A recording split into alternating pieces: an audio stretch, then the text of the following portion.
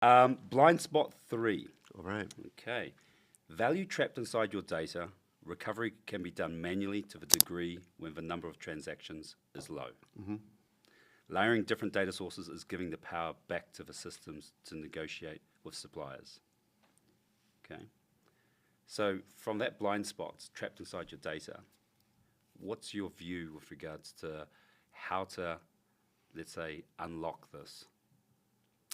Yeah, I feel like this is exactly how we met, right? So this is why we partnered, I think, right? And let's dissect this multiple ways. I don't know how much we can do that internally. To your point, if it's a small number of transactions, if you happen to be digging into an initiative, go ahead, dig into it, knock it out. It goes back to avoidance, continuous monitoring. It's hard to continuously monitor when you're already working on 10 new initiatives. So yeah, what systems can you implement? I think we have to find partners and technology that can do that for us. I'm thinking about AP anomalies. I don't even know the ballpark, but it's thousands of transactions, right? Yep, Like millions. it's millions. There we go. See, who's doing that, right? Like and we shouldn't be doing that. To be honest, that there's other projects we should be working on, right? We should be focused on getting capital in and helping our physicians and making sure that if there are, patient care disruption, you know, events happening, we should be addressing that, Yep, right? Like yep. that's where we should be exerting our effort, and then allow technology, allow data to or AI to find those opportunities for us and bring them to us. So I think that's the right approach, but I don't think we've proven we can do that. I mean, we struggle with PO data, right? So we struggle with contracts, and that's significantly lower volume than invoices or PO lines, right? So yeah, we have to invest in systems, and we should allow our people, our teams, to focus on people. We should be focused on our stakeholders and patients. And like I'm multiple calls this week about, it happens, it's unfortunate, but product ran out. A patient was on the table. No way. Yeah. Yeah. And those are real messages that deserves attention, right? And, I think we can talk about technology helping address that in the future. In the short term, we need our teams. They need to be freed up, and we need to be thinking about how to improve that. So I'm a fan of relying on systems and technology to bring opportunities to us. But was that, example that you've just given a classic view of you've just got one view of data at this point in time? If I layered, let's say, more information on top, I would never have been into that circumstance. When you're talking about replenishment rates, and then you're starting to talk about inventory that's actually, sitting on the shelves, those sorts of discussions. But then, as you know, that's all coming from your EMR with regards to the ordering system. The person was actually scheduled. Yep. Alerts, signals, disparate systems. We talked about that earlier. That's where the cleaner our data gets, the better we get at standardizing our processes, the more predictive, and we can avoid these situations. But that's challenging for now. It's solvable, and we're investing a lot of energy in that space right now. But yeah, that stuff is tough. It's so hard in supply chain when you get those emails, but it's real. It was a trauma patient.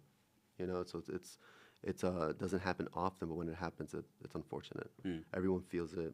The caregivers are trying to do the right thing. They want to take great care of this patient. Yep. We got it, but it was difficult. It was challenging. And now, thank goodness, we got gifted clinicians who are MacGyvers and they can figure things out.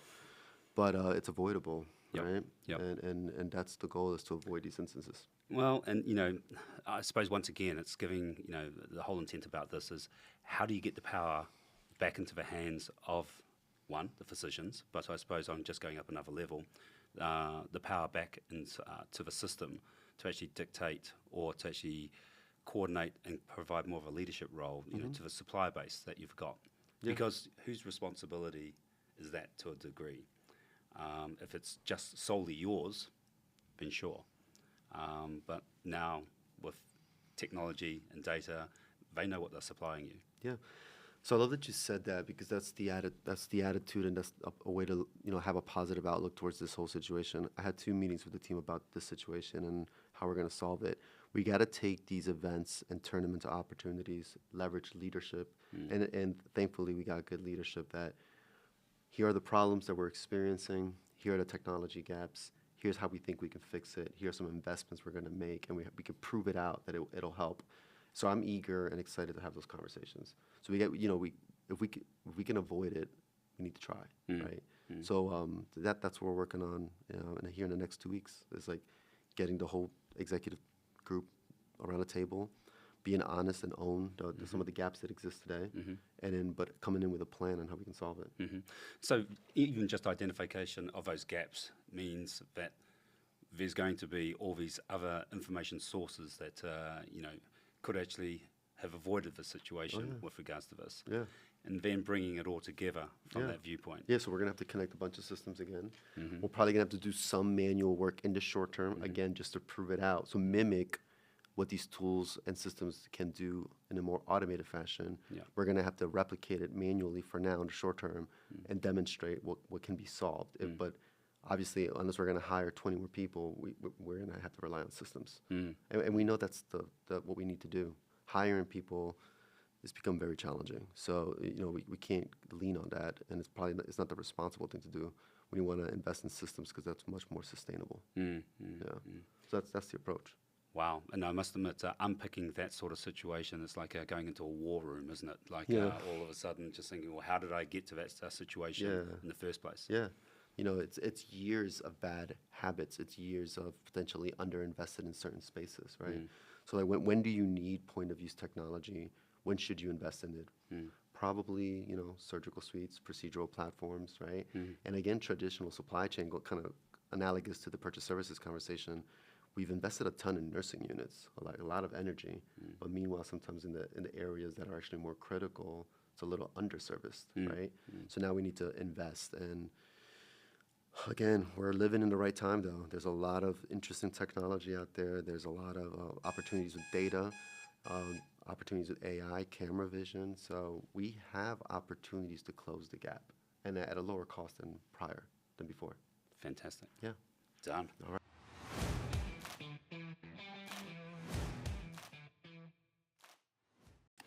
Okay. We're now talking about blind spot 3. Okay. This one here, obviously, making sure that we're relating it back to the theme, what value is trapped inside your data. So value trapped inside your data, recovery can be done manually to the degree when the number of transactions is low. Layering different data sources is giving the power back to the systems to negotiate with suppliers. I suppose the question comes back here, what, let's say, categories do you see, that going to really help you with more data sets to actually take control and have that power back at a supplier level? What data sets will do that? What data sets or even which categories would you want to try and focus on? There's all categories.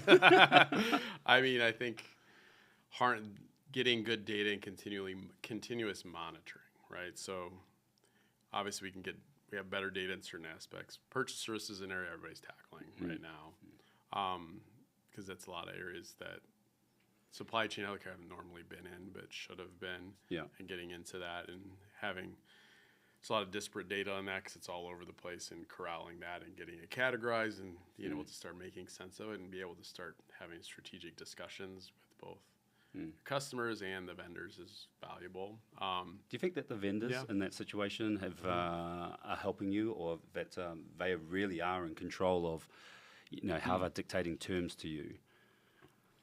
I think historically they have been doing more dictating terms to health systems just because they emphasize partnership and all those types of things without, and encouraging lack of competition, right? Like, oh, just stay with us. We're giving you the best price. Yeah. And I always I was like, whenever I hear that, I was like, I know you're not getting the best price. I'll remember that one. Yeah, okay. I know you're not, because their job, they're for-profit companies. Yep. They would not be doing their job. You can't be mad at them for that. And I always tell you, they're like, I can't believe I wasn't actually getting the price. They always told me they're a great partner. It's like their job is to get max value that they can out of the contract. It is not to give us the best deal. It's not that they don't want us to have a decent deal and they want to be good partners, but good partners to them isn't they lose more money than they have to. Right? So that takes us engaging them, saying, I will look at other people, make sure I've got the best deal, those types of things. So getting people to understand that, and showing them that data, and actually getting them to come along with that journey and say, let's sit through the vendor discussion with us, and let us bring in some competition just to enjoy that, and see what happens. We could we could end up sticking with your guy. But this is just an extras we have to go with. But data sets that you said, the other value that I think is just that leakage we talked about just a little bit ago. Like being able to continuously monitor our expenses, like not just find savings, but they continually monitor them. Like, are we staying in sync with the contracts? Are we, as we grow, are we growing? Is the growth connected to our volume growth? Is it it's everything out, right? Yeah, well, it's everything that we just talked about in the break, right? Yeah, you know, that that's all of a exactly sudden, right. You know, hey, purchase services, you've just grown your expense line by 10%, but you're just spending what other people have actually, let's say, been authorized to spend. Yeah, like we added 5 major clinics. That costs more money. We have to pay Epic more to expand Epic. We have to pay our facility management team more to do all those things expand. Like understanding that and really being able to understand that, and then being able to understand the levers that you can pull that are true levers versus just focusing on just spend in general. But everyone talks, you know, so much about, you know, continuous management, managing spend, you know, according to contract, you know, lots of technology and systems that are out there today. But, I think there's a lot of technology and systems out there today, but I don't think they focus on truly managing holistically category management, I'll say. I think they focus on pieces of that journey, not the whole thing together, where you get the holistic view of put this contract in place. These, from a category perspective, it's not just looking at, people think like a category could have 100 different vendors in it, and you got to monitor all of them. Right? And are they all staying in sync with what you're planning them to do? And as you grow, did this new site add some new vendor that out of necessity, and that's okay, but you need to understand that and incorporate that. And are we keeping the pricing where we said we would do it? All those types of things, even on supply expenses, when you think of like how many SKUs we have running through. it's just enormous, right? It's enormous. You see all of that, and it's like we put these contracts in place, and we're supposed to have 80% commitment levels in this. Are you sticking to that? And I can tell you, like, we don't. Like, most people don't. Like, they always go back. Vendors know this too, but they don't actually call people out on it a lot either. Cause, of course they don't. Like your point, they're not going to do that. Right. And people are like, why don't they? Because a lot of the spend is trickling into other spots they're making money on too. Or it's just like they know that they're never going to get to that because there's just no monitoring of it as well as it needs to be. So if we monitored it, we could all hold each other accountable in a different way, have better data to go to our clinicians going, we agree to do this, and here's why. And we could do carve-outs differently. We could do all the different things. You could start strategically developing your It's funny, though, because at the end of the day, when you think about the amount of data that's out there today, to do that, the data's there because obviously, you know, it's either it's held in the inventory system or it's like it held PO data. PO data.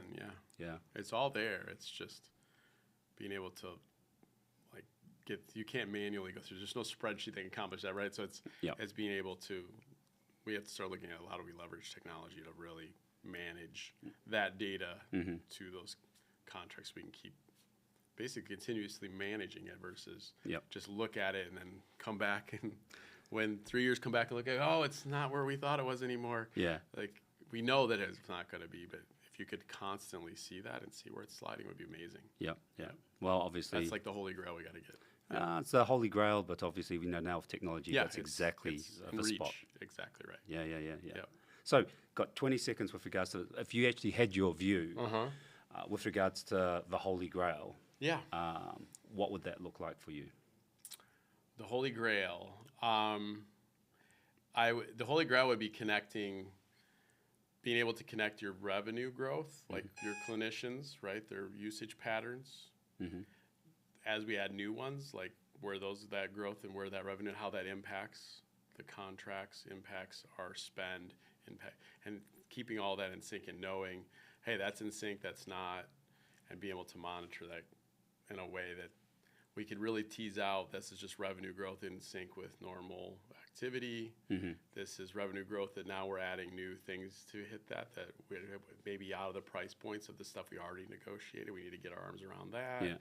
And just being able to monitor that on an ongoing basis continually all the time would be where you're not going back and chasing contracts. Yep. You're monitoring spend.